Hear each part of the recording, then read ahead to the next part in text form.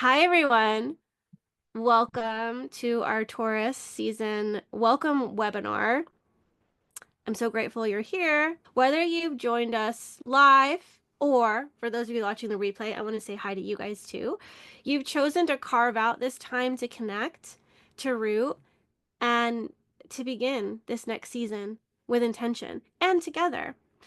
And so I'm Ashley, and this is Bella, if you don't know us yet. We're the founders of Unlock Your Design, and our work centers around the deep embodiment of the 64 archetypes, which we've created through systems like human design, gene keys, astrology. So the journey that we're on together, which is called walking the wheel, isn't just about learning a system. It's about awakening to who you are, one season, one archetype at a time. So before we dive into the wisdom of Taurus, let's take a moment to fully arrive. So we're at a threshold. Taurus season has already begun on the 20th of this month, and now we're in the beginning stages of it. So before we rush through and get intellectual, let's dip into the body and go into what matters and what Taurus season is actually about. So if you feel comfortable, I invite you to close your eyes and take a deep breath in and exhale slowly. Each time you inhale, draw your awareness back to your body. So you can imagine that inhale, that breath in, you're bringing more of yourself into your physical body. Anywhere you're off in another time or space, thinking about something that happened, thinking about what you need to do today, let's bring our presence to the present and draw your awareness, draw yourself back into your body so that you're inhabiting more and more of your body just by breathing. And then with each exhale, you can let yourself soften, settle, and root. So just feeling yourself becoming lighter, becoming more supple, becoming more receptive, and starting to feel and pick up more sensations in your body. So Taurus season is inviting you. She's inviting you to tune into your senses. What do you feel against your skin? The clothes that you're wearing, the air on your skin. Is it cold? Is it warm? What scents are present? What tastes do you have in your mouth?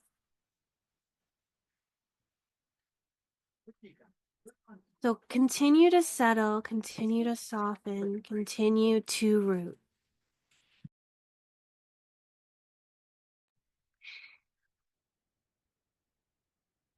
What are the sounds that are in your space? Let your awareness become more embodied, more sensual, and more present, tuning into everything that surrounds you. Allow this moment to be still, to be simple, and to be sacred.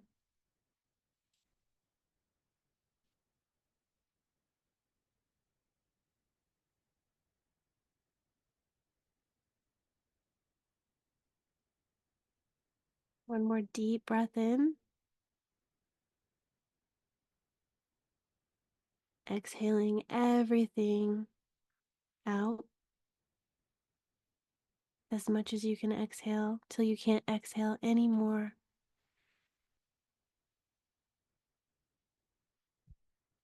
And then bring your awareness back to the screen, back to the space we're sharing, and you can open your eyes. Just a simple way to root to get connected, particularly to your body, to the sensations that are here, resourcing a little bit more stillness and safety in your physical being, allowing yourself to soften more and more. Taurus is about the body and receptivity. And life wants to bring you the good things. It wants to bring you comfort, luxury. It wants to bring you beauty. And so the more we can soften into our form, the more we can receive during this season.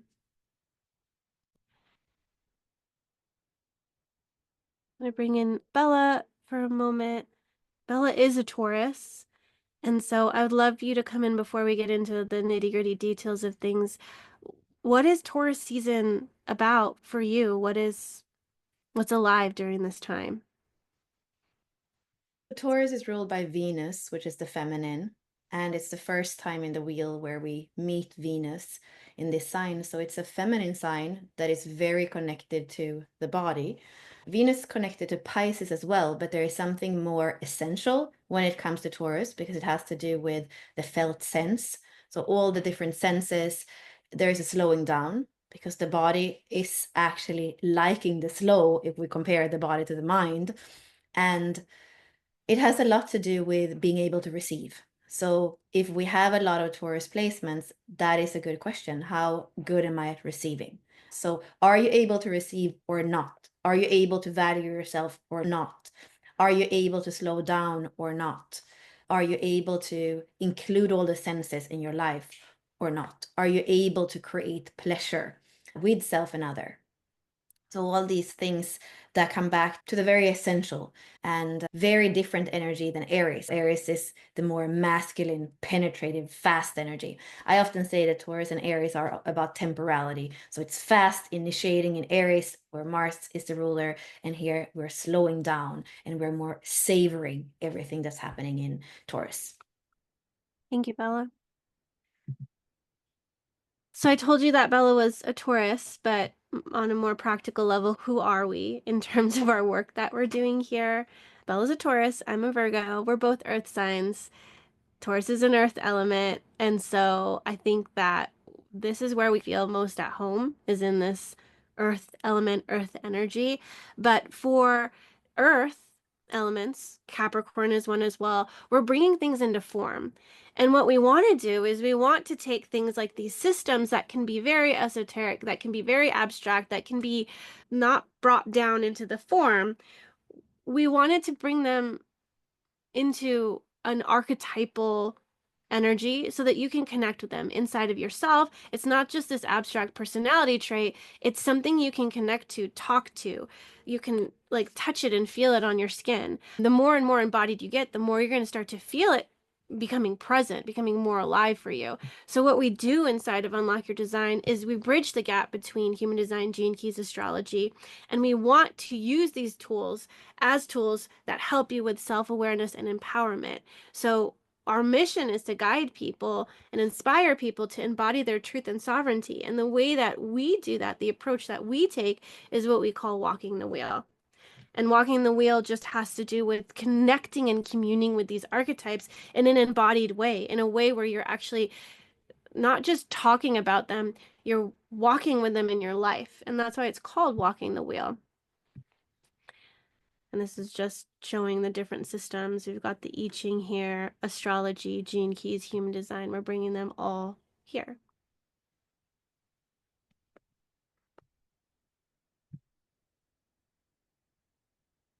Anything more you want to mention about the method or what we're doing, Bella?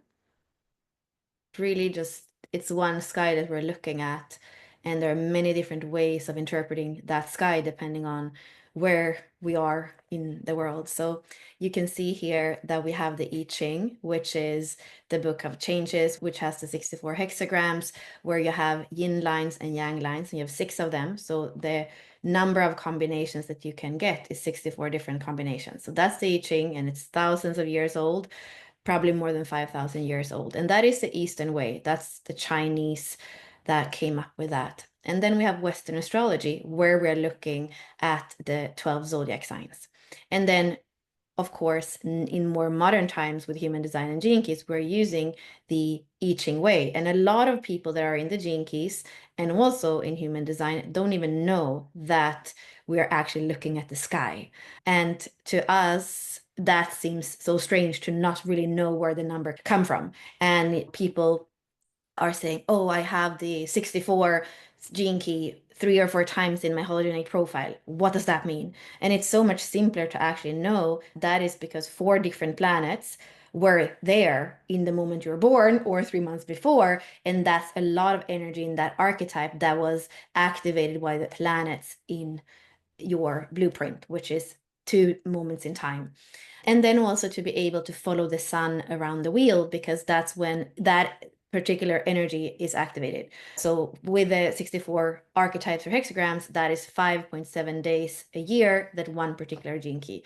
And they're not going in order from 1 to 64, they are going in a particular order. And we can always say that wherever they are in the wheel, they are also corresponding to a zodiac sign. So our main thing that we're going to look at today, and that we do in the monthly welcome call, that is to say, what are the archetypes that live in a certain zodiac sign? And also understand that there is energy in all the different archetypes that live in that sign that actually have to do with the sign. And sometimes we need to be a little bit curious, and we need to think outside the box to understand why a particular archetype actually has, for example, Taurus energy. Because at first sight, I often actually mention the 24, that it's taken me some time to understand why archetype 24, the gate of returning, is really a Taurus gate. So that's what we're going to look at today specifically. Yeah, and we've already mentioned our method of walking the wheel. You should start to become comfortable with it, like Bella said, looking at the archetypes, one archetype at a time. So as we are in Taurus season, that's from April 20th to May 20th. It's the time of earth, embodiment, beauty. Like Bella said, it's a chance to slow down, to come back to what is steady, but also what is sustaining.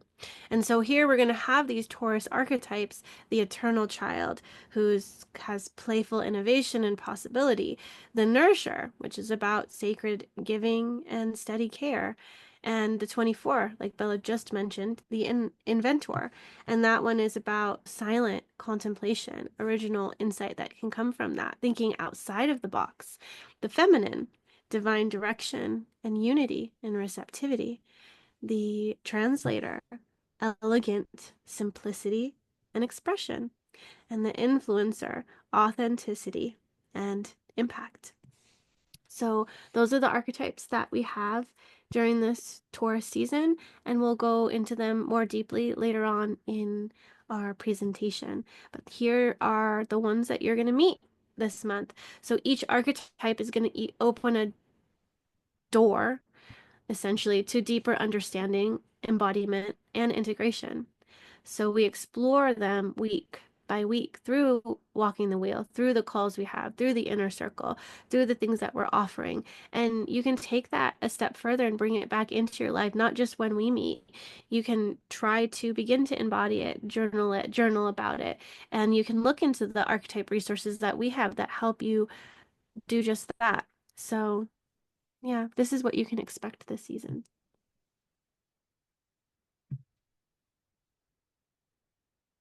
So here we have the astrological wheel again, where you can see the 12 signs, and you can also start to understand that there is a correspondence between the signs and the houses in modern astrology, because there are 12 houses and 12 signs. And then there are 9 planets that are ruler of those signs and houses. So that's the very foundation of astrology. And that is what we are doing in what we call the setup series. So every time that you come in every month, you can get the course, which has several master classes inside of it, where you go deeper into the energy. So what we are going to go into a little bit today, but what you go in deeply into in the course, is the ruler, which is Taurus, and then the second house, which is corresponding to Taurus, and also the ruler, which is Venus. So that's what you're learning about every setup series. And you also create a roadmap that's going to help you to make the best of the energy that is activated during the month. So if you decide to do the setup for a year, you're actually going to know everything about the signs, about the houses, and about the planets, which is very much foundational astrology. Our take on astrology is evolutionary astrology, because human design and gene keys is all about evolution. So you're going to have this trinity of 3 languages that go together if you decide to either come into the inner circle and do it with us, or you feel like you already have enough of human design and gene keys. Maybe you just want to do the setup series and self-study them, so that you get the astrological language as well together with those 2 systems.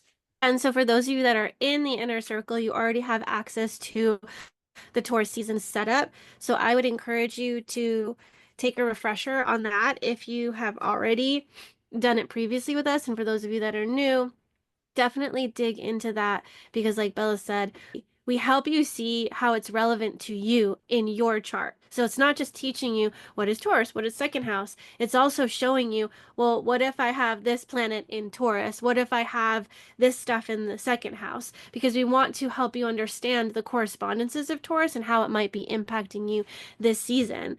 For me, I just have my IC in Taurus. And so now this season I'm focusing on my roots, on my home, on my private life, on that kind of stuff.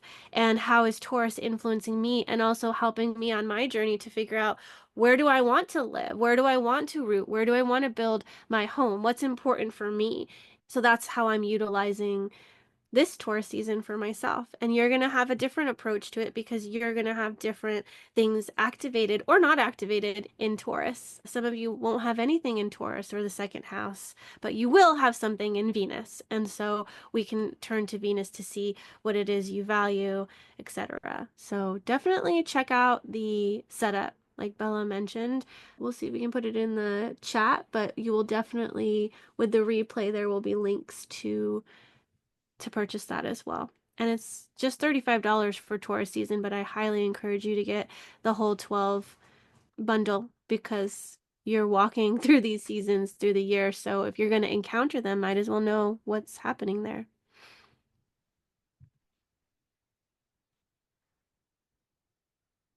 This is showing you too, if you're looking at a wheel like Bella showed you in genetic matrix, you are going to want to look to see where Taurus is in your wheel and then what you might have activated there, which in this case, it's the sun and both chirons in gate 2 and 23. So that'll be something that can help you see what to focus on, what to work with during this season. For those of you that are not only doing human design, but are also doing the gene keys, you already have quite a lot of understanding about the gene keys or the gates. And if you have been with us for a while and used our website, you also have an archetypal explanation of the gates.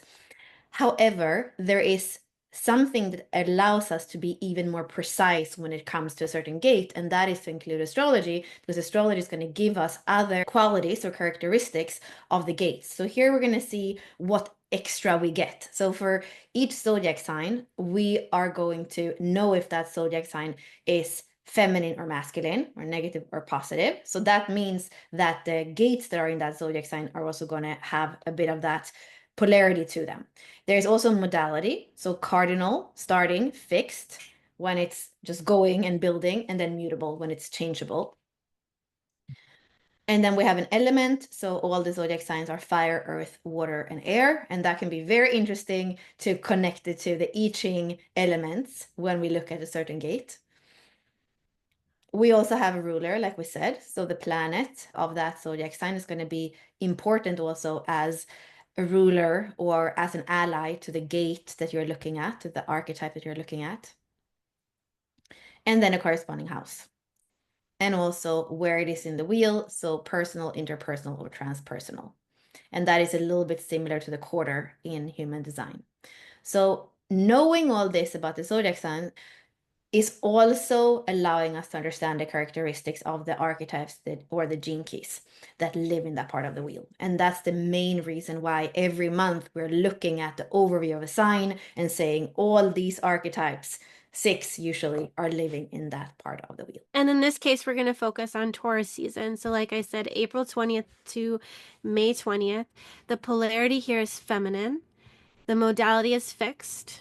Remember, we'd had cardinal, fixed. This has already been established in Capricorn. We're returning to the earth element again in Taurus where it's fixed.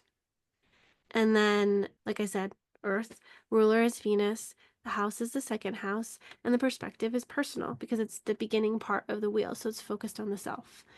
And like we mentioned before, the setup to Taurus season is something that could be helpful for getting you into some of the facets of Taurus, but I'll give a little synopsis of it right now.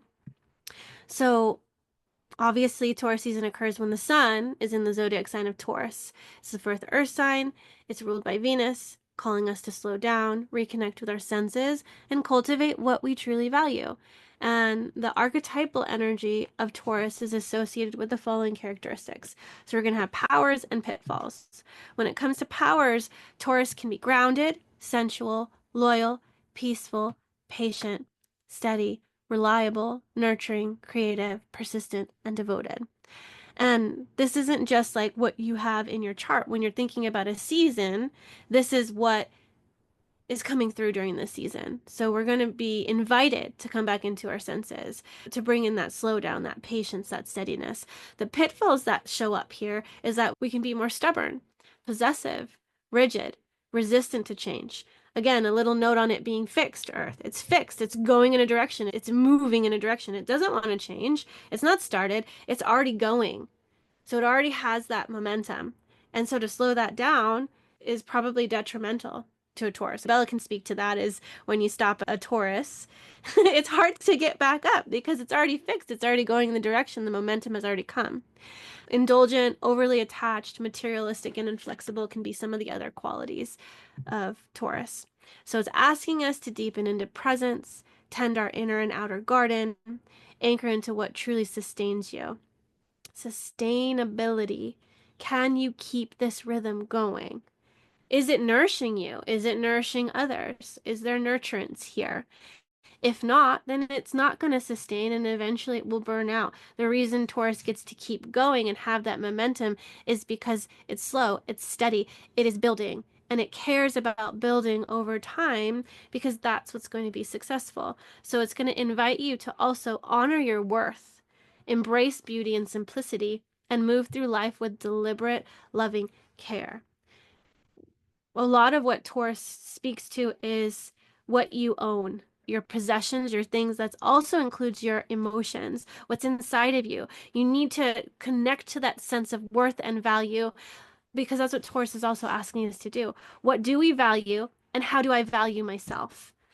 Because that's also going to manifest into what you're able to possess, to accumulate as well. And I do believe too, when we look to Taurus, particularly the second house placement, we're also looking to where can we make money? How can we provide that kind of resources for ourselves? Not necessarily the career, that's a little bit more 10th house, but we can look to the second house for money matters. And Taurus likes the finer things in life, so it is helpful to have money in this case. Luxury, comfort, that kind of stuff. All right.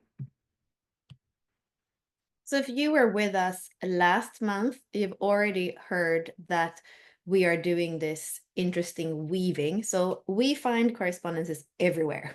And we just spoke about that for the last 30 minutes. Another place where we can see a correspondence between astrology and the I Ching is in the hexagram structure. So you can see the 6 lines of the hexagram here on the left. And then you can see that we have taken the 12 signs of the wheel and we are putting them into 6 different pieces of the cake, we could say, which means that there are going to be 2 signs in each one of the pieces. So we can say that the first line starts at the bottom where the first sign starts. So the first line is corresponding to Aries and Taurus. And it's even so perfect so that we could say that each line in the hexagram structure has a more masculine and a more feminine part to it. So for line 1, that would be Aries more masculine and Taurus more feminine. And we can also see this temporality there, that Aries is more outward going and faster, and then Taurus is more inward going and slower. So we'll speak a little bit to the first line today, and you're going to feel into that corresponding to Taurus. And if you were here last week, it's going to be a little bit of repetition.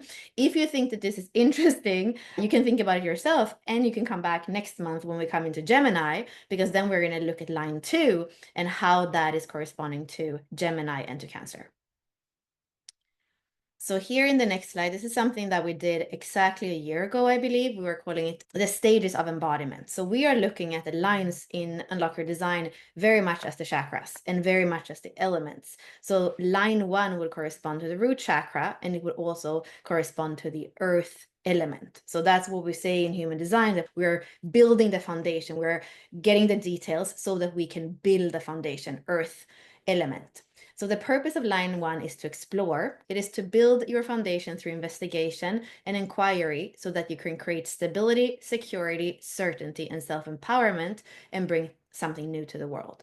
So here you can see that the words stability, security, certainty, and even self-empowerment are very much connected to the Taurus energy. And then the very last thing is probably a little bit more Aries. And then for line 1, which can then also correspond to Taurus and Aries, we have roles as investigator, explorer, anchor, entrepreneur, and creator. The high frequency is rock solid inner certainty. So going back to what Ashley said about self-worth and stability, that's the high frequency here. Low frequency, insecure and afraid of your own potential. So Taurus people are strong people, but if there is this self-worth issue, for example, if you have a lot of Taurus placement, but you also have an undefined ego center, which 70% of the population has, maybe there is a little bit more of that inconsistency in how you feel about yourself and even your determination to actually be able to bring things through. And then responding really well to full information and heartfelt directness. So sometimes Tauruses can be blunt because they just say things the way they are. And they like the full information because they like to make decisions that are grounded, where they have all the cards on the table. And then they can actually make those decisions, like Ashley was saying before, where there's something sustainable that comes out of that decision. And then lastly, here we have a general advice. So your fears must be explored and accepted. Go within. And here we can see what we often say, that the programming partner is so important. And that's what we do every week when we're doing the walking the wheel call. We're bringing in the polarity, the programming partner. So sometimes Taurus doesn't really like to even say that it has fears because it just wants to be in the moment, in the presence of feeling that life is good. But if it actually looks at the polarity, which is the Scorpio energy, it realizes that life is life and death. It's light and dark. It's spring and fall. So here with this advice is, as a Taurus, to actually become somebody that is quite well-rounded and wholesome, which means that we also need to look at the fears and we need to go within, not only to the places where it's comfortable, but also to look at the places where it isn't comfortable, because that allows us to become more rock solid and to know ourselves better and to be able to be more stable in the world. Yes. It's going to be cool to be able to go through all of the zodiacs and get through the hexagram so that you can understand how each of them build. Because remember, first house, second house, we're building that foundation. It starts in the first house. So of course we're going to be in the first line here. And if you can set yourself up for success in the beginning, you'll have that rock solid inner certainty. You'll feel anchored in yourself, and you'll be able to rise up and build up on that hexagram structure. We're making our way through the cycle, through the seasons, and through the seasons of you as well. Let's meet the 6 archetypes again that we'll be walking with through the Taurus season. So each of them is going to carry a unique flavor of embodiment and presence. And these are doorways into your own becoming. And we're going to start with the eternal child. That's where we left off with in Aries, because it is a bridge between Aries season and Taurus season. So she's going to arrive at this edge of new beginnings. She's going to have innocent eyes. She's going to have a playful heart. And where others might see chaos, she's going to see potential and opportunity. So her essence is innovation. It's through surrender to that pulse, to the pulse of something new. And she has to trust the process. There's not necessarily a plan, because when the pulse of mutation comes, it's new. So there isn't really a plan. So the eternal child's going to remind us that wonder, curiosity is the birthplace of creation. And so we're going to need to be really attuned to our senses, to ourselves, to see what's coming through me. Is this for me? How am I supposed to be working with this? And our creativity is our own. And so the 3 is highly creative. It is an individual gate, and it is here to bring through the pulse of individual creation. So when we are initiated into change, into new beginnings, it's for us. It's always for us. And so if we look at Taurus as being something of like what we own. Our creativity is something that we need to know, honor, respect, and value. And so that's something that we're going to need to get into alignment with to see what's here. What am I here to create? What am I here to ground into this physical world in my body? Actually, what's happening right now is that there are new descriptions that are coming through because we are walking the wheel again and we are igniting the archetypes. This is a living transmission, so it's never done. Whatever you have on the website is quite different actually for the different gates, because our archetype we started and just wrote a little bit in the beginning of the year back in 2020. And now we are coming back over and they are showing us way more things. We're included in astrology as well. So that is something that even if you knew them, how they were 5 years ago, they are getting reborn. So come with us on that journey as well and explore them from how they have evolved from where we were 5 years ago. So I feel like here looking at where we are, so we are on that cusp between Aries and Taurus. So we have an initiating energy, but we also have an energy that actually wants to create a change that is sustainable for the future. So it's the Taurus and the Aries there. And then on the other side in the body graph, we have gate 60, which is the gate of limitation, that also makes sure that we're not just changing for the sake of changing and throwing everything around, but there is something that can come through that actually we can even use the old as building blocks for the new.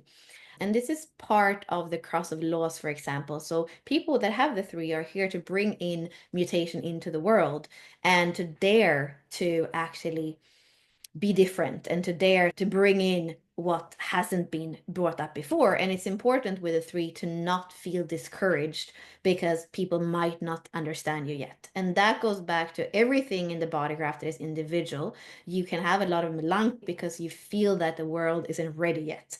But here it is to always come back to the essence of what this energy is and dare to live it out if it's there and if it's natural for you. And the world will catch up.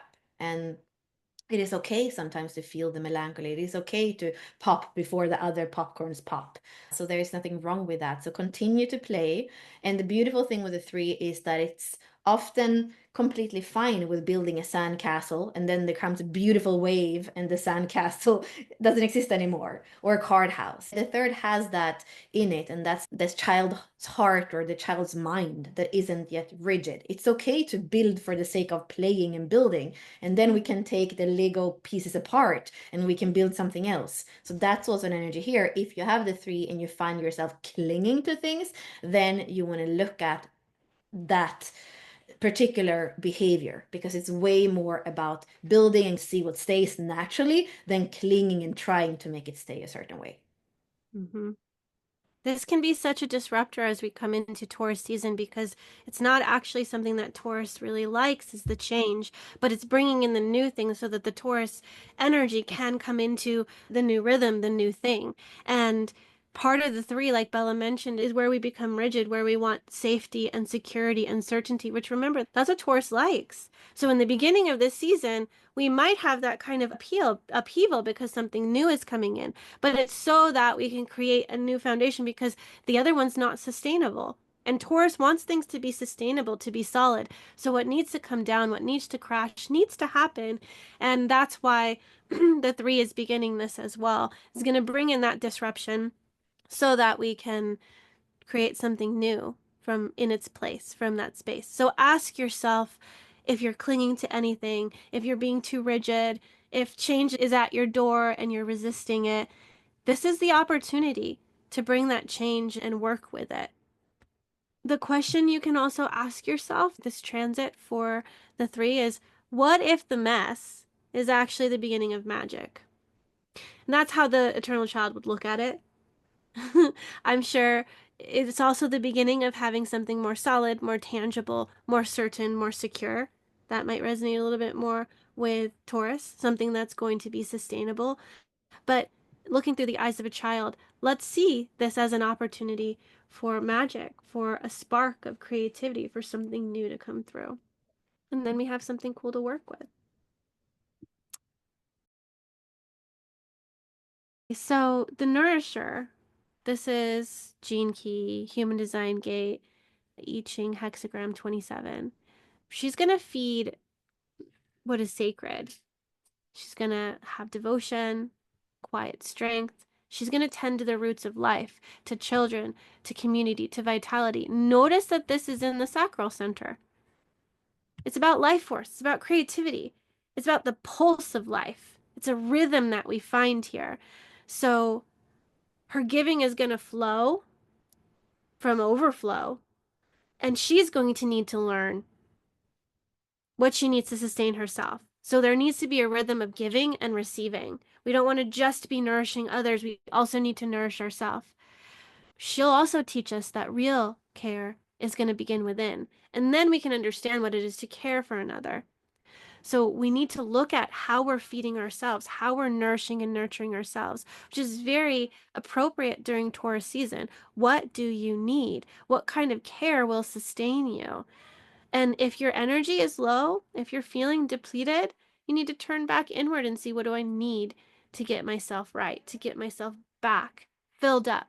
You want to give from an overflow, not from an empty cup. They say that all the time. It's so trite, but it's so accurate. So you can't give if you don't have anything to give. So it's important to tune in and to ask yourself, what is my body asking me to nourish it with?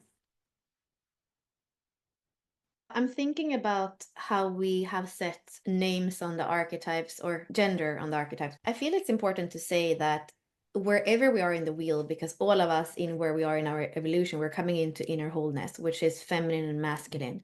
So, for example, if you're a man and the nourisher or the water goddess or any of the archetypes that sound more feminine is your life's work, then you might feel like the archetypes aren't for you. But there's always a way thinking and feeling into the archetypes as either gender. And it's more because we want you to be able to tune into the energy and feel into the energy. And when you write it about something, you make it less personal and you make it more distant, and that's why they do have he or she, because it actually feels like you can live yourself into it more. So here the nourisher, probably the Taurus gate that has a little bit of that Pisces energy, but it's important to not confuse this one with gate 37, which is the mother. When we are in Taurus, like we say, it's way more essential. The nourisher cares about the children that are born and that they are fed in a way that is appropriate. And that can be what Taurus cares about, which is more the physical well-being, but it's also actually feeding them the values so that they can grow up. And for Taurus, it's important to be in integrity, to be straightforward, to have all the cards on the table, to say things like they are. So that's also what the nourisher does. It creates an environment where she's feeding the tribe, the children, not only food and nourishment, but also values that are beneficial for the tribe. Because here, going back to Taurus, we are in the material plane. This is part of the circuitry as well, the tribal circuitry, where it's very much the material plane. So it is about not only surviving, but also thriving. And the more we evolve, the more we have the possibility to actually not only do the basic needs for survival, we can have a life that is have we can have more life quality. So here I would say that the 27 has a lot to do with life quality. And going back to the Pisces energy, the mother, which is an archetype that also cares about the children and the well-being of the tribe, it's also in the tribal circuitry, she's way more emotional. It's the emotional well-being. It's where the tribe can come and feel like they are understood, and that there is this more emotional safety and intent that's there. So it's also really cool to be able to use the astrological signs to actually differentiate between archetypes that seemingly, with a name, for example, can seem very similar. But then we go back to say, okay, in an essential sense, what is this zodiac sign about, and what is the circuitry? So when you go to zodiac sign and you go to circuitry, it's almost impossible to fool yourself about an archetype, because it's going to be right there and it's going to tell you what is the most important with that specific gate and so connected to the zodiac sign and the circuitry. Mm-hmm. And if we're looking at the circuitry during this season, we're going to see that a predominant portion of the archetypes are actually in individual circuitry. So we have this sprinkling of tribal circuitry here, but we have the 3, we have the 2, we have the 8, we have the 24. All those are in that central pillar. And so the pulse is going to be important. It's going to give us the creativity, the direction, and your creativity is going to inspire other people. Remember, Bella also mentioned this is first line. First line, it's about the self. And so, first and foremost, it is about you. And then from that place, like I said, of overflow, we get to give to others. So, a question you can ask during this transit is, what am I feeding with my energy? And is it feeding me back? You want mutually beneficial relationships, giving and receiving. It has to be equal. And you have to learn to receive as well. Some of you are really good at giving, but part of it is learning how to receive. And Taurus season is going to teach you that. We're going to come upon the second gene key, the second gate, the feminine. She's going to teach us even more about being receptive. We'll move forward into the inventor. So, like Bella said, we've described gender to each of these. This is the only masculine one. This is the only one that I will reference as a he. Remember, Taurus is also feminine. We can look at the hexagram and be like, oh, look, but it's more yin. It only has one yang. Sure, you can call this a she as well, but we wanted to make sure that each of them, there's actually half she and half he in the 64 archetypes. So some of them have to be he, some of them have to be she. So here, we're working with a he here. So he's going to listen in the stillness, in the silence. Remember, in the highest frequency, we have silence here. We've got addiction, invention, silence. It's in thinking outside of the box, getting outside of the samsaras, that we can have a new thought, that we can have a new epiphany. It's about finding treasures hidden in the silence, thinking outside of the box, getting outside of the box.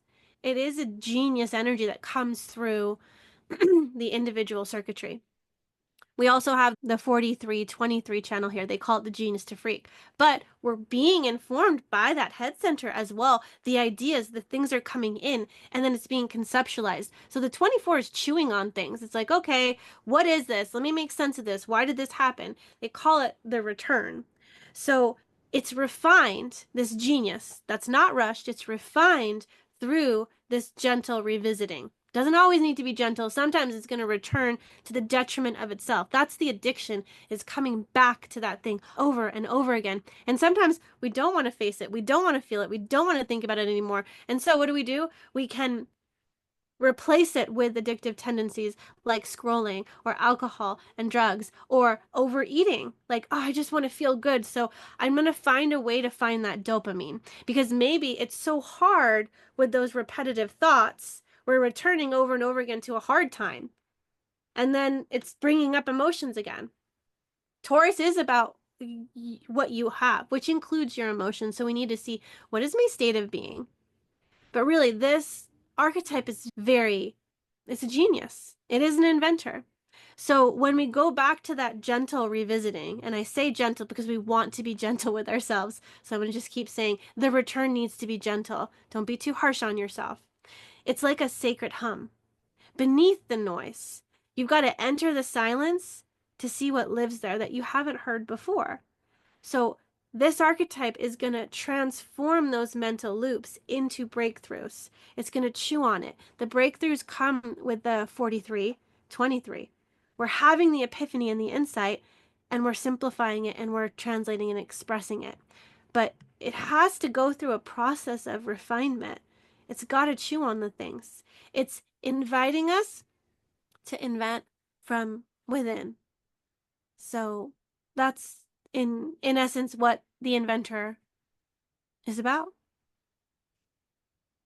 Here we are just one step away from gate 2, which is the form principle, which has completely just yin lines in the hexagram. So it is very yin, and it is about the right relationship between the body and the mind.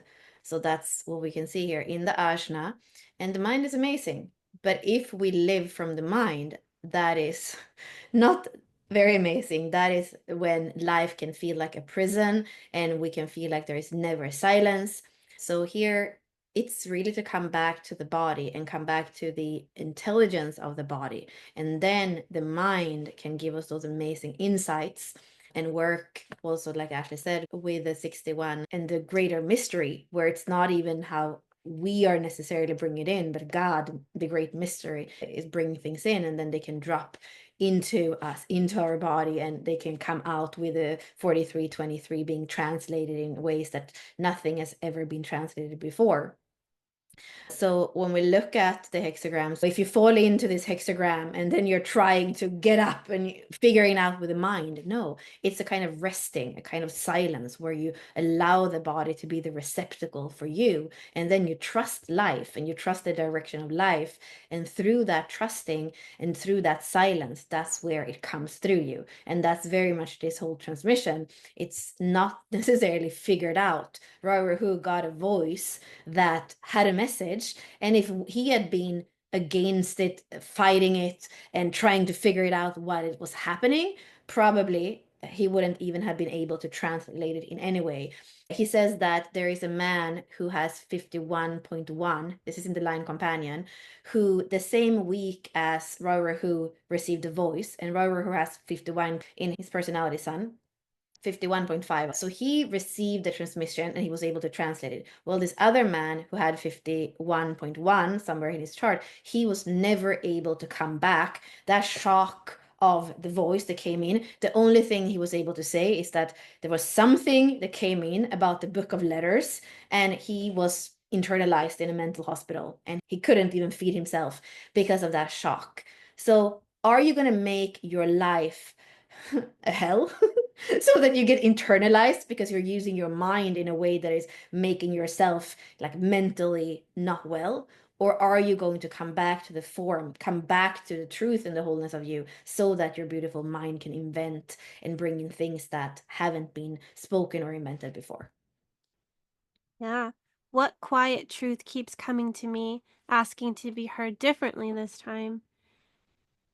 The great mystery, Bella mentioned the 61. It has something to share.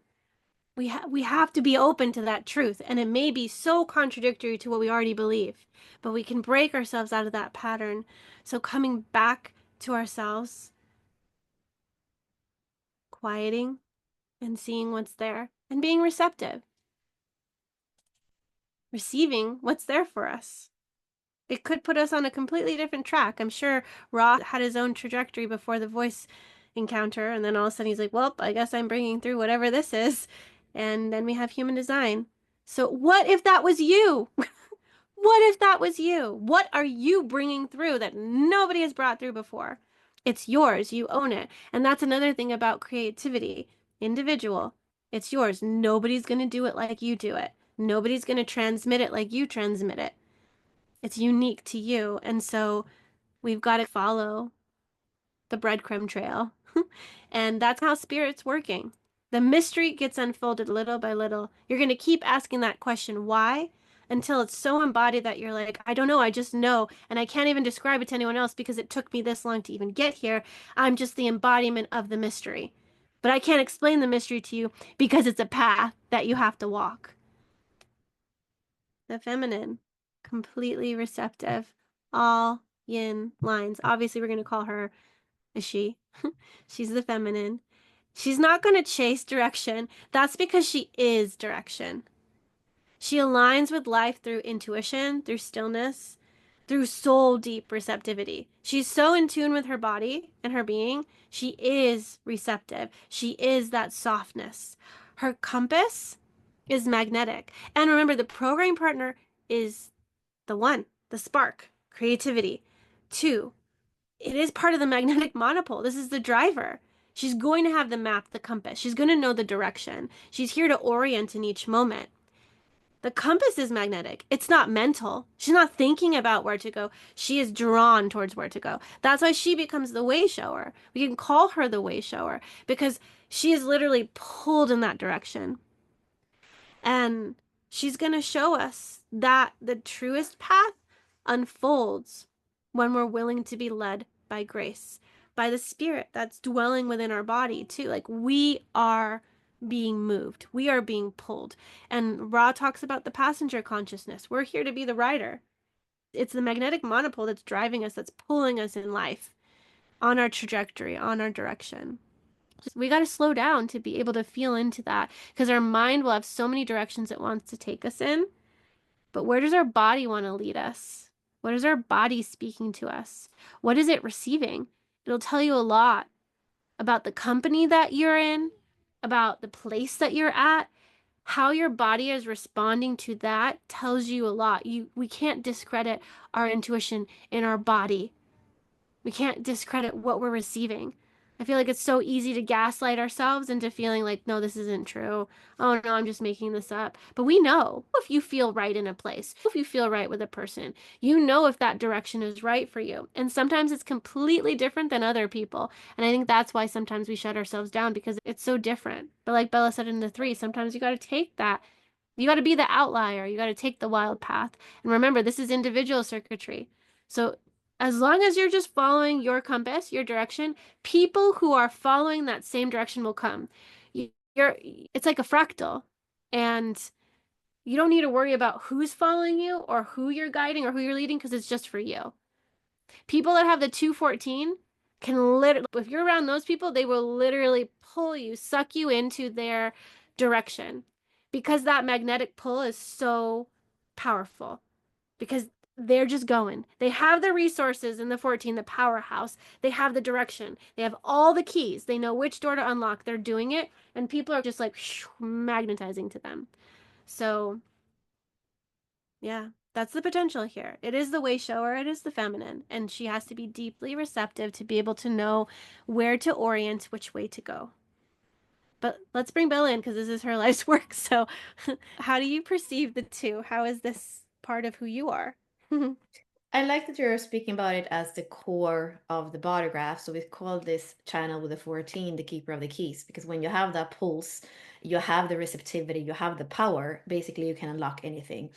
And it's important to allow each gate here to be in their essence. We're actually saying that the two is receptive. So when the two is trying to, going back to the 24 before, to figure things out, it's actually strangling itself. So very important here to not become regimented and also to not try so hard to find or show the directions that we become lost because we're trying too hard.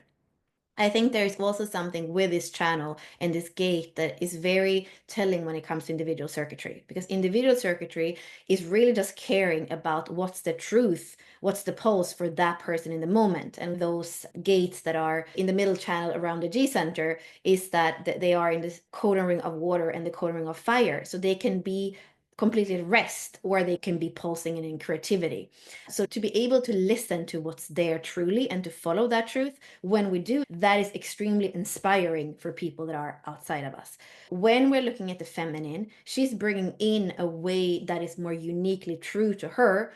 And that's what's been lost over the last thousands of years when we have this split where we're more conditioned from the outside. But the two is saying, come back to your body, come back to the part of you that wasn't heard because society has had us be more in the masculine way of doing things than in the feminine way of feeling things.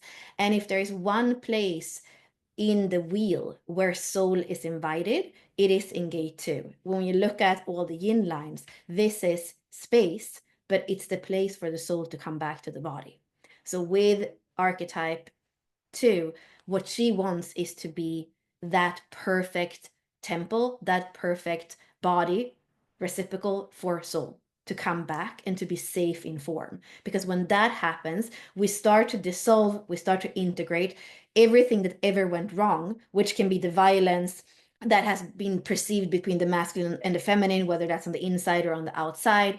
It can be the collapse, it can be the immaturity, everything that's ever happened where soul says, I don't trust this plane, I don't trust the earth, and I don't trust the body. The two is showing us that when we are completely present and home in the moment and where soul can be in our body, there is an intelligence that is moving us through the world so that we're actually safe.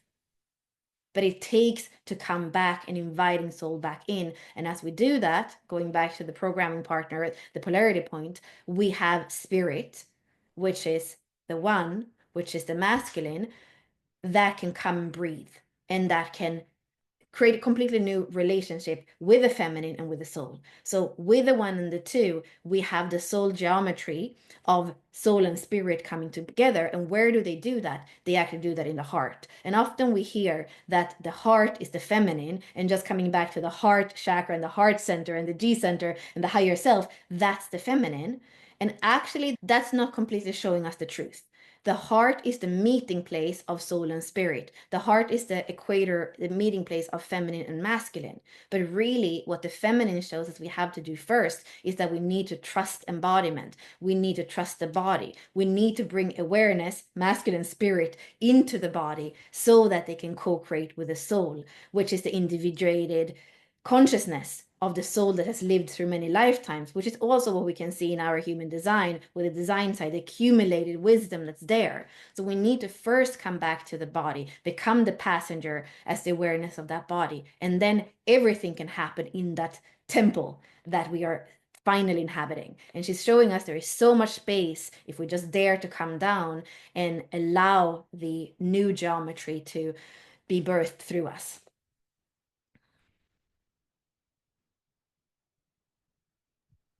Just letting the last statement sink in, because to be truly receptive is to also be truly open to what wants to come into us and then be birthed through us, which the feminine is the vessel and is the vessel for life, which is babies, humans, and in a physical, literal sense.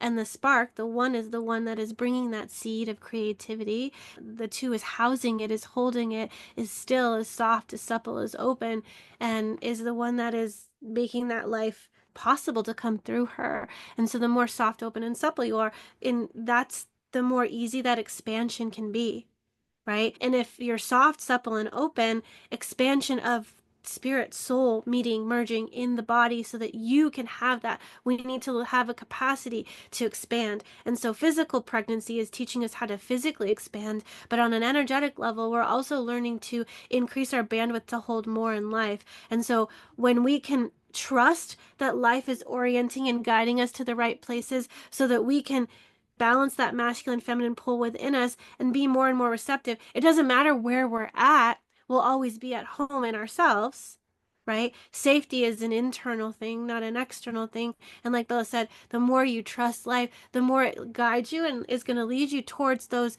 places that are safe. You're not going to have those reflections of, oh, the battle of the masculine or the feminine or the sexes or the violence or the whatever it is. Whatever makes the feminine harden and protect, right? We're looking to learn how to soften more and more. And so, what happens when we listen, again, like we were saying with the 24, listening to the body? And what happens when we stop pushing and we just trust that in time, with time, we're whole, we're united. And the highest frequency of the 2 is unity. So, what is that expression? What does unity look like in the body on this physical plane? What is it to be so whole and united in yourself? What do you emanate there? Who are you there? Is there anywhere to go?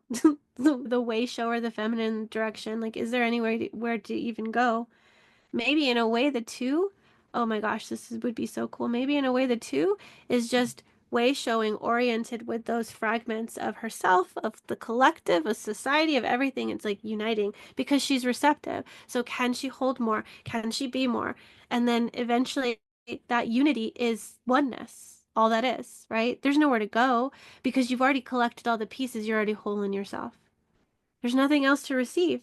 And I guess that's where the 2 kind of goes into that unity. There is nothing else to receive because it's already all in me.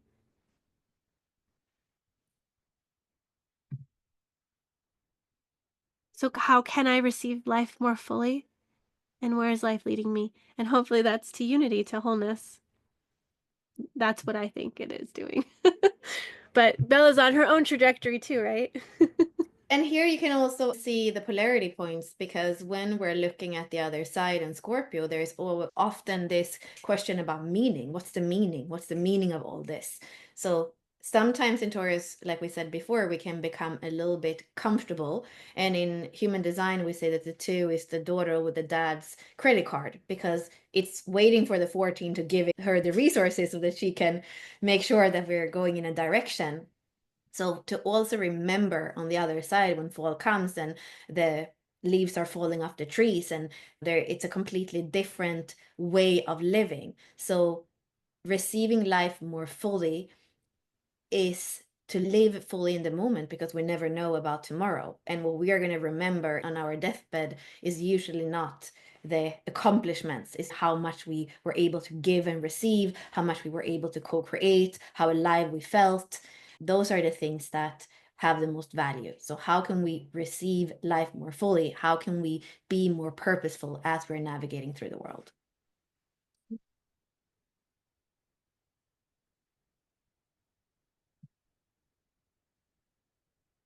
23, the translator. She'll take the complexity and turn it into clarity, into simple elegance. She is about expression because you can see that she lives in the throat center, and in a way like a poet that speaks straight to the soul. Her words are generally few but very powerful. So she's going to remind us that truth, it doesn't need to be explained, it needs to be felt. And being able to translate that into something that's succinct, that's precise, that's powerful, that touches to the root of it. It's not going to over explain it. And that's why elegant simplicity brings in that Taurus quality and brings in the fact that we're here to refine and to translate those epiphanies that we have. Remember, returning over and over again, receiving the great mystery and trying to conceptualize it, explain it. In some cases, can't be explained, but eventually the breakthrough happens, the penny drops, and you're like, this is it. This is how I would explain it. And it's in that moment that you experience that emanation of quintessence, right? It is precise. It is so great at just naming that. That's what we're experiencing in each of these throat gates, right? I'm saying precise a lot because also we have the 62 here, which is about naming the thing very precisely. But the 23 needs to be able to explain, to elaborate on that, to explain that, to express that. And we feel that simplicity in our being because it lands so deeply. So I'm going to leave it there. Try not to over explain with my open throat. Pass it to you, Bella. So individual circuitry, we spoke a lot about that today. And Rower who says that the only social individual gate is the 12 that connects to the emotional center, right? Through the 2212. So here we have archetypes again. We have the translator and the prophet. And we can ask ourselves, okay, they're both throat gates, they are both individual, and they definitely have a message and they can touch people deeply when they cut through the bullshit and they give things like they are. What's the difference? With the 12, there is a certain caution because the 12, even if it's individual, it has that social purpose of actually getting the things across. And it also knows when it's not going to be understood or it's not going to be received on the other side. When we have the 23, Ashley was speaking about it before, the genius or the freak.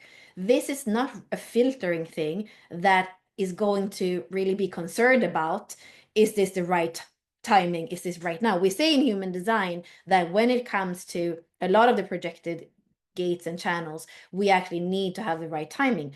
Well, the need is that maybe nobody's going to hear us. I often say that if you have the 43 and the 23, you actually need to test the waters. And when you're around the right people, they are going to hear you. So if you wait forever, you're never going to know. So here it has a bit of this show your true colors, speak about the things that you are passionate about, translate them in a way that they have never been translated before. Similar, going back to what's on the other side of the Ajna in the 24, and then see who's going to stay around, who's going to be in awe, who is going to want to co-create with you. And this could be potentially something that projectors need to think about because I think that as we are navigating in life, like we were saying in the gate right before, in the 2, we are going to have the opportunity to express ourselves uniquely and see from that where the next step is. And it doesn't always have to be a formal invitation. How could anybody invite the 23 when we don't even know what's going to come through there? Because it's something that usually hasn't even been heard in the world before. And remembering here, going back to the fact that it's a Taurus gate, there can be a certain inadequacy with the 23, not necessarily before you've said it, but after so many times that you try to say something and people don't listen. And I could even think about this a little bit in our case, me having the 23 as my Chiron.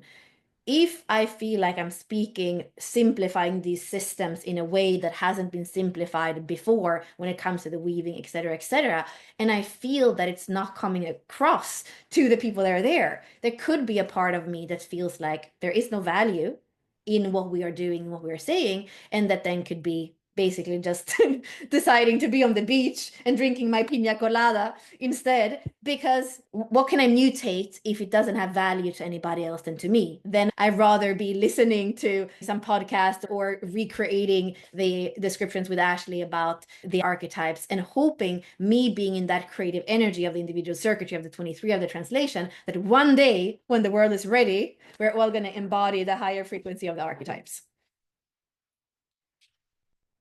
With this being individual circuitry, I think, and Taurus, getting into that energy of, I don't care who receives it, I don't care who believes me, because the right people will orient around you, and the right fractal with what you need to say will be the right thing for them. And I remember me and you having a discussion with one of our private clients, and you were mentioning to them that, because they were asking, oh, I want to do readings, but I don't have any formal training, and I want to figure out if I need more depth to that kind of stuff. And you had said to her, you got to start now. You got to start somewhere, because the right people will find you, because what you're bringing through is what they need to hear. And then we'll get more knowledge and more integration of it. And then eventually the type of people will come to will be different. But that's what we have to trust, is that in our spontaneous expression, the right person's going to hear it. It's coming through for a reason. Like, otherwise, it'd just be hanging out, percolating inside of you. But there is something that wants to be transmitted, that wants to be channeled, that wants to come through you. And so we just have to trust that the right people will hear it. But if we get too hung up on the response from our expression, then we start associating it with our worth, and start associating it with the worth of the thing we're saying, and then eventually the worth of us, and I have nothing valuable to say. There's so many ways I can just go way down the spiral of, I'm not valuable, I have nothing valuable to say. And then you're like Cassandra speaks with the Greek mythology, where she was a prophet, a prophetess, saying, there's going to be a war, a lot of people are going to die. Nobody listened to her. But that was her thing, right? And so we don't need to perpetuate that myth. Like, if it's coming through you, it's meant to be heard. And that's why, too, with the question, what truth is ready to be spoken more simply, more honestly, more me? This is not the end result. This question gets you on the journey to start thinking about, start feeling into what wants to come through. Because in a way, you're refining, you're digesting. There's a process that has to go through before it goes to boom, quintessence, expression. Like, you're going to know when you've digested and metabolized it enough to then speak it. And sometimes we need to spontaneously express, so then we can hear and say, oh, I need to process that more. Or you need to hear that channeling for yourself to see, I get it now, and I'll say it this way. So this, what truth is ready to be spoken more simply, more honestly, more me, that starts you on the process. But there is no question that needs to be asked when the expression needs to come through, because it's literally a reaction. It's just spontaneous expression. You're not thinking about what you need to say. It just bloop, pops out, and you're like, well, that was ready. That was ready. Yeah, and not everybody's going to get it. So if we just go back to what I am, so in Taurus, I have my sun and I have my two Chirons, and that's in gate 2 and gate 23. So I can try to explain all these systems to you for 10 years, and maybe nobody's listening, or maybe a lot of people are listening. And it's not actually about that. It is in every moment, if I know that I'm doing it in a more simple, in a more honest, in a more me way. So actually, me sitting here doing that, or me in my embodiment, walking on the beach, navigating with my embodiment after maybe doing yoga and taking a snapshot of 5 seconds of me walking on the beach, not saying one single word, but in sharing that embodiment in some way with you, there can be an inspiration, which is the individual circuitry of the 2 and the 23, to a personal empowerment for you. What is it that you feel so you, so true, and so simple in that you could take a little video of 5 seconds of that and sharing with the whole entire world, knowing that not everybody's going to get it, knowing that a lot of people are not even understand what that serves to. So it's not for them. Your translation, your inspiration, your empowerment is not for everybody, but for the people that it touches. It's going to touch really strongly and awaken in them their own translation, their own empowerment. And if you're a 5-1, like me, like Raw, like anyone else that is a 5-1 profile, don't restrict your expression because someone's not going to get it, or they're going to misunderstand or misrepresent you. They're going to see you how they see you. The projection field is going to be what it is going to be, and you need to just show up and do it and not be so concerned by being validated or being liked or having your expression land. The right people will see you. The right people will be there, but you can't small yourself because, oh, what if they don't get it? Sometimes I say things and I'm like, oh, I don't know where that came from. I hope someone understands it. And I think in the beginning, I used to say, does that make sense? I think I used to say that a lot. I don't say that anymore.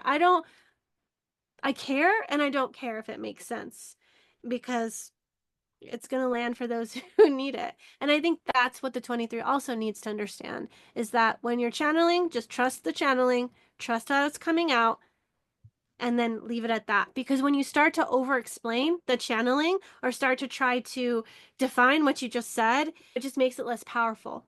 So less is more. And I think that's what the 23 is saying too. Less is more. Open throats, listen. It's so hard when you feel that pressure. You're like, there's more to be spoken, but does it have to be spoken? My Chiron is the 12th, the gate of caution. What to say, what not to say. We learn here. We learn here.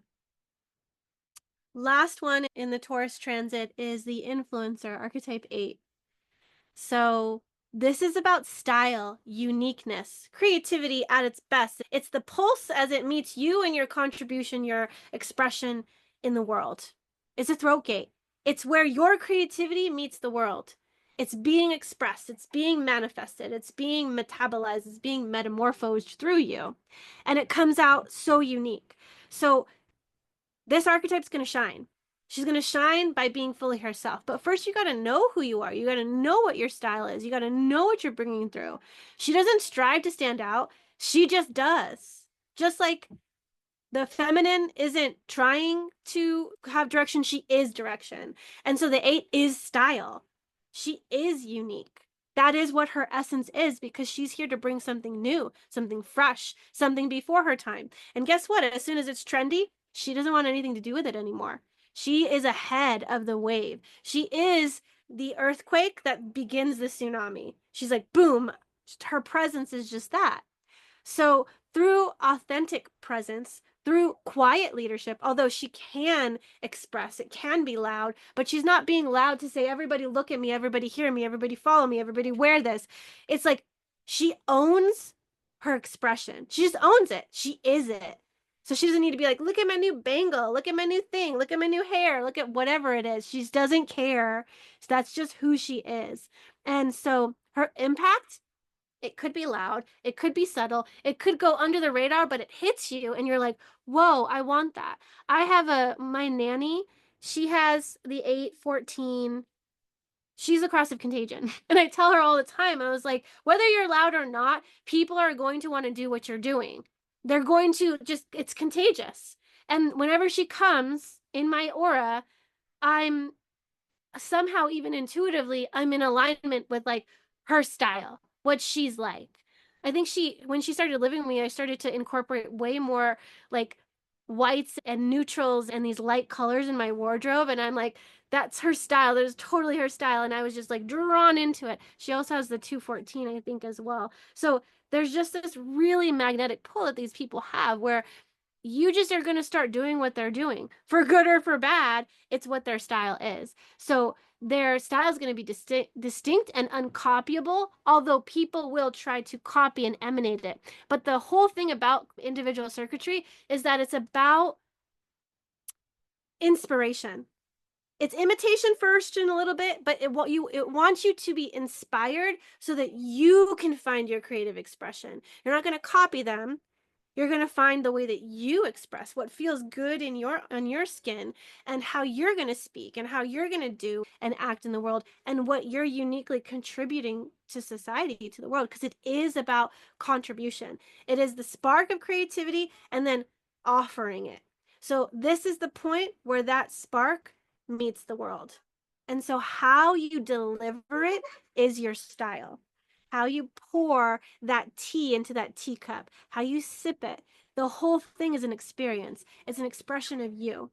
And so her influence is going to come from the courage to be seen in her originality and to speak and move in a way that only she can. Or she. I actually know more men, I believe, with the eight than women. So for me, the influencer actually feels a little bit masculine as well, because it often feels to me that people that have the eight strongly, that they found exactly in life what they are here to do. And there is something so cool, and it could probably create some jealousy in people too, when you see a person and exactly what they are doing, it feels like they are made for that. And that's what leads to what Ashley's saying, that you feel like you've become part of it because it just seems so fitting. What I think here, just going back to the word, is that this is a kind of new career that didn't exist before. We know that there are a lot of creative people, but before the internet, what did you do with your creativity? So the one, which is the harmonic gate, is that pure creativity, the prime yang, the creative spark that's there. And here on the other side from the throat center, we have the agent, or again, the receptacle for that creativity, so that we can actually take it and we can contribute to the world. And that when we started to use our phones, when we had Instagram and other platforms, where we can take that pure creativity and we are able to make it tangible enough so that we can share it with others and contribute to that inspiration that's there in our own unique style. So I think that's really cool in that sense. And that as the world is evolving, we're going to have these new kinds of opportunities. And there is nothing cooler than an eight that has found that opportunity. Because again, when you look at them, it just seems that they are in exactly the right place. And they have found that thing that for them, they were born to express. And it just lands for you. You can feel the resonance with who they are. Like you're like, yeah, that is totally their style. That is who they are, because it feels authentic. Because that's what they're supposed to be expressing. And so people that have the eight are here to uncover that. What's uniquely for them? How are they to express? I want to give one warning here, an open throat warning. When you have the eight, you're really good at contributing. However, if you have an undefined throat center, you don't have consistent energy and you're filtering things all the time. So, with this gate, for example, and some of the other gates we've spoken about today as well, for example, the 23, this could happen with the 12 as well. If you are not anchored in what you are about and what feels creative to you, something from the outside could take you and say, we're going to pay you to contribute to the message that we have, that we want you to convey to the world. And that is not the true sense of the influencer. That could be a gate that is a throat gate that is collective. So maybe the 31 or the 62 that can resonate with a message that is collective, that is a pattern that is explained to people. But here it's really important to know that it comes from that inner individual unique creativity. So especially if you have the eight in an undefined throat, make sure that you are not the spokesperson for something that doesn't feel truly creative to you. It's true that there could be somebody with gate one that is not able to really create that way of sharing their creativity. And together, that could be this close work where you're actually becoming the channel together. And then together, you're expressing it and contributing. But I would say it's definitely not somebody from the outside. They are paying you a salary to do something for them. That can be very draining for an eight in the long term. And probably many years can pass by because you can even fool yourself because you are convincing and you are going to influence and you are going to contribute. You could even tell yourself that's what you're here for, that you're really good at that. But then we are missing something that is this unique voice that comes, unique pulse, creativity, spark, something new that comes in the individual circuitry that isn't in any way connected to the outside because it comes from the inner truth or from that mutative pulse that is inside of each one of us. Operating in your zone of genius versus operating in your zone of excellence or competence. You have to find the edge. And if you are operating even in your zone of excellence for too long, you start to feel the ramifications of not taking that leap. It's like there's a part of your soul that's dying because it's not evolving. It's just staying in the status quo. And that's about staying in the comfort zone. So you don't want to hang out there. And Belle and I have been working so hard behind the scenes, bringing through, birthing a new way of walking the wheel for those that are entrepreneurs, that are creatives, that are the ones that are bringing through something new, something fresh. And we want to support you in that way. We're not launching it quite yet, but definitely wanting to plant the seeds and say that individual circuitry is important. And we want everybody to find their style, to find their voice, to find their expression and how they want to contribute to the world, because it's a ripple that you're going to make and people are going to be impacted and inspired heading into 2027, where it's a predominantly individual circuitry incarnation cross. That's the matrix, that's the game we're playing. So you better figure out, who am I? What is inside of me that needs to be externalized, that has to be expressed, because it's your contribution to the world. It's the ripple you're creating. And there's so many new things that want to come through each of us as individuals. And we want people to be sovereign and empowered in their creatorship. We want us to be conscious creators.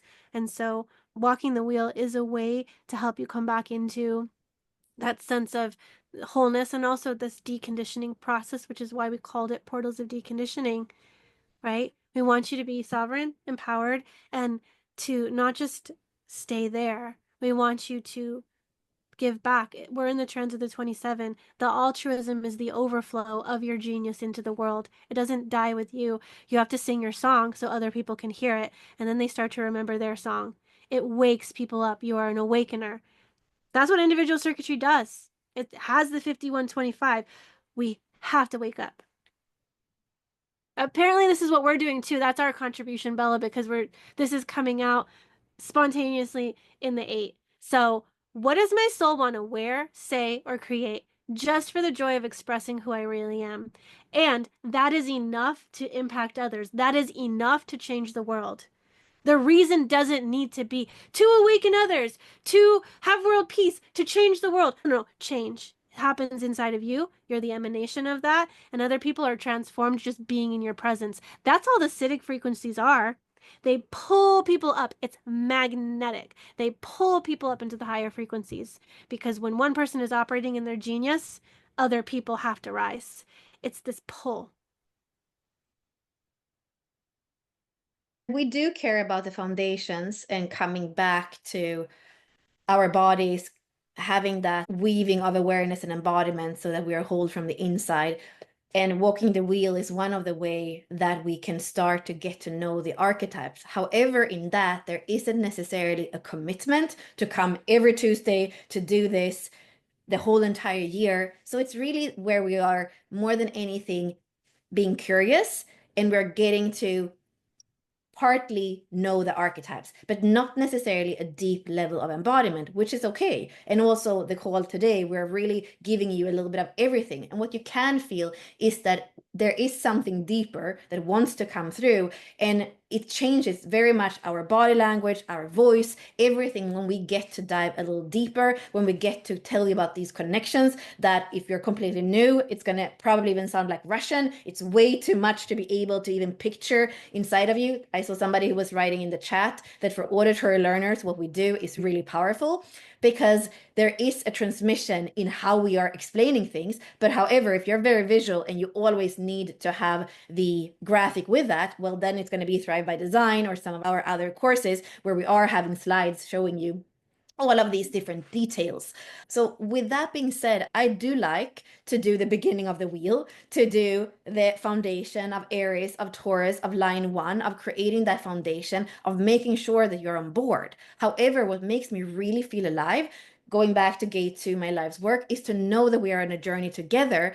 And also as a 4-6, I want us to change the world. And if we're not changing the world, I'm not that interested. I probably go back to the ocean and just be in my own energy for a little while until there is somebody that comes with energy, the 14, and wants to co-create with me. So I feel that we are doing the work of the foundations again, but really where I'm excited is for people to come in with a little bit more of a commitment to themselves, of a deeper embodiment and more wholeness between masculine and feminine, between the inner embodiment and soul consciousness and the outer action and expression of truth that we've spoken about today. So we are going to have something quite soon that is about walking the wheel in a more committed way, but also for people that are feeling that they are ready to create. And then there's the other part that I've been speaking about for 2 years and a half now, that I would like people to understand themselves better, but also, like Ashley was saying, if somebody feels that there is something that wants to be translated through them, but not necessarily have to go all the human design courses and all the astrology courses and all the Gene Key courses to try to put together how to do it in a professional way.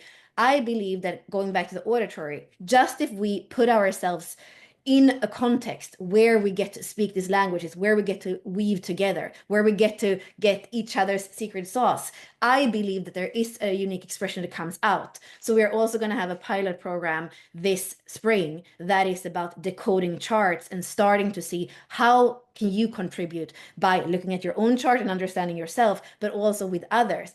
Where maybe you are a teacher, maybe you're a coach, maybe you're a mother, maybe you are finding ways that are unique to use these systems. And we want you to have the confidence because you know the archetypes, because you know your genius, not just your excellence. And you have played with other people in contexts like the inner circle and our containers, where actually you start to get the confidence that your translation is important and that your voice is something that's needed in the world. And it's enough with holding back or speaking for something else that's not even what your heart is really beating for. So start somewhere, start here, start with the community call for those of you that are new. For those of you who've been walking this a while, get into the rhythm. Each of these archetypes is not just a concept. They're living forces that are inside of you. When we walk the wheel together, we don't just study these archetypes, we start to embody them. But that takes you coming into some form of commitment. Like Bella said, showing up every Tuesday is great, but there is a level of commitment that comes to that coming home to yourself, to that embodiment of the archetypes. And you can get to know the astrological signs as well. That's what the setup is for. That's what we're doing with these setup courses, the archetype courses that we have as well. You can buy individual archetype courses, you can buy individual setup courses, and it's cool to be able to do it at your own pace and your own time, the evergreen style. But there's just something about walking it with others and following a rhythm and a pacing. We're going to explore these archetypes as a path of self-remembrance and transformation. So we have the weekly calls. You have access to all the archetype courses. You have access to all of the setup courses. You have ways that you're going to start to integrate these insights, right? You're learning to come into rhythm with that. And because this is a monthly membership, obviously it's something that you can decide how long you stay in it. And this Taurus season, we want to let the archetypes anchor you, nourish you, awaken your essence. And that's going to take more than just showing up for a Tuesday call. That's why we have the resources for you to help you really get to know and plug into these archetypes. Bella has her Q&As. I have my archetype workshops. You have the ability to go deeper with these, and everything at your fingertips. You're not going to be searching all these different places, this book, that website, that. No, everything's in one place. So we'd love for you to join us inside, because we have different ways with varied investments and commitment points so that you can find the thing that's right for you. So the inner circle is going to help you come into a deeper relationship with yourself, to integrate your shadows, to embody your sovereignty. We'd love to walk with you. So after spending some time with us, you're going to feel more at home in your body. You're going to know what truly matters to you. And eventually you're going to stop abandoning yourself and start showing up with that confidence, with that certainty, with that safety that you've resourced inside of you. We offer 3 months at 50% off with the code IC50. You can sign up for the year if you'd like. We do have something coming as well that's really going to get you into the rhythm of it. It's something that is going to give you more of that attention that you need to come into that sovereignty and embodiment that we were talking about. So that is coming, but I highly encourage you to step into the inner circle, because that's where we can start to cultivate this life of beauty, worth, and devotion during Taurus season. As you might be waiting and feeling that thing that they're talking about that they're not naming, I want to be in that. Get into the inner circle now, because we're going to be talking about it first with the inner circle members. And they're going to get the first dibs on coming into what we're opening up for you. And if you join us, there is a Q&A coming on April 30th, and then a workshop with me coming on May 7th. So you'll have these 2 ways to come into that Taurus season and build that foundation. Remember the line 1 that Bella was speaking about. Build a solid foundation for yourself. Know who you are, know your worth, come back home to your body, and that's where it all is going to start. Come be with us. In so many words, I've already said this. So I hope that you'll join us in some capacity for walking the wheel as we step into Taurus season together, asking yourself, what seeds are you planting and tending to? It's about nurturing, it's about nourishment, it's about growing. So how are you growing yourself? And may you remember about slowness, about simplicity. Slowness is sacred. Simplicity is strength. And your presence is your power. So let this season be a season of tending to your body, tending to your values, tending to your joy. And we hope that we'll see you inside of the inner circle and on our next Walking the Wheel call. And we hope that you can be rooted, be present, be patient, be sensual, be receptive, be intentional, be embodied this Taurus season. We hope you will be simple. Thank you, everyone. Thank you. Thank you, Ashley. You, Bella. Bye for now.